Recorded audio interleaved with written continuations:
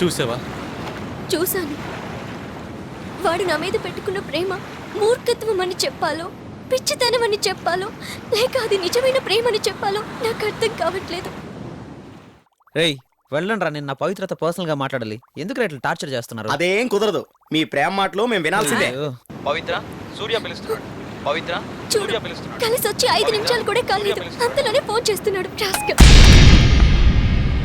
ఎందుకు టెన్షన్ అవుతున్నావు పూజ? ఎవరు టెన్షన్ అవుతుంది? నన్ను టెన్షన్ పెడుతుంది నువ్వు. రేయ్ సూర్యాన్ని చదివించాలనుకున్నది నువ్వు. పవిత్ర అని పేరు క్రియేట్ చేసింది నువ్వు. నేను నీకిచ్చిన గిఫ్ట్ అతనికి ఇచ్చి నన్ను తప్పుగా అర్థం చేసుకునేలా చేసింది నువ్వు. అన్నీ నువ్వు చేసేసి నన్ను టెన్షన్ అవ్వద్దంటే ఏంటి అర్థం అరుణ్? పూజ ప్లీజ్ కొంచెం కూల్గా మాట్లాడు. మంచో చెడో తెలీదు, మనం ఓ నిర్ణయానికి రాలేని పరిస్థితిలో ఉన్నాం. ఇప్పుడేం చేద్దాం? నువ్వు నేను కలిసి ఉండటం మనకు మాత్రమే ఇష్టం, కానీ అందరూ నువ్వు అతనితో కలిసి ఉంటేనే మంచిదంటున్నారు. ఏంట్రా నువ్వు చెప్పేది? నేను చెప్పింది కాదు పూజ, పెద్దలు చెప్పిందే చెప్తున్నాను. నువ్వు ప్రేమించిన వాడి కంటే నిన్ను ప్రేమించిన వాడిని పెళ్లి చేసుకుంటే నీ జీవితం బాగుంటుంది. నేను బాగుండాలి, వాడికి ఒక మంచి జీవితాన్ని అందించాలి. ఇంకా నీ గురించి నువ్వు ఆలోచించవా? నాకు తెలియక అడుగుతున్నాను, నువ్వు నన్ను ప్రేమించావా లేదా? నేను ప్రేమించాను పూజ, స్టిల్ ఐ లవ్ యూ.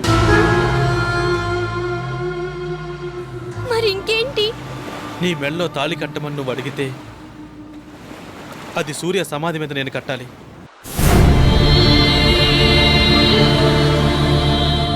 ఎవరూ చనిపోకుండా, ఎవరి మనసు నొప్పించకుండా ఈ సమస్యకి ఒకే ఒక పరిష్కారం ఏంటంటే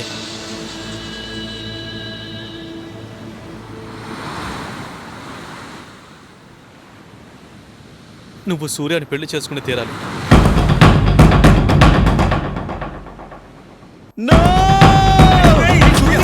సూర్య, అరుణ్ తొందరపడకురా.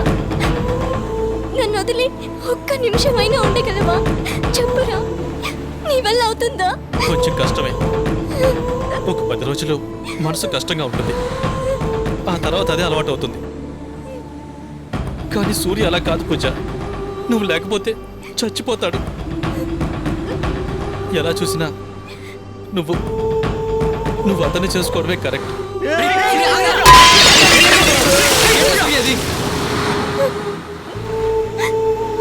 సరే,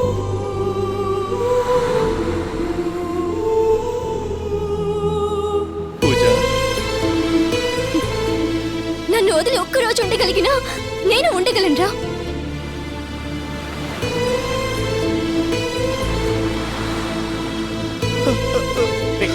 పాపరా అరుణ్ గాడు.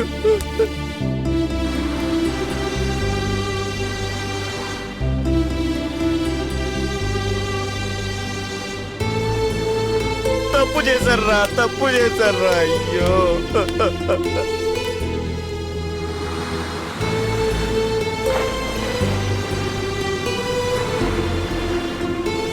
ఇప్పుడు నన్ను ఏం చేయమంటారా? ఇక నుంచి నువ్వు పాత సూర్యలా ఉండను అని ప్రూవ్ చేయరా. చేస్తాను రా, ప్రూవ్ చేస్తాను. అంటే నా కళ్ళతో చూసింది అబద్ధమా? కాదమ్మా. దాని ఫోటో చూస్తున్నావు కదా, అది అబద్ధమా? కాదమ్మా. కాదంటే ఏమిటి అర్థం? చెప్తానమ్మా.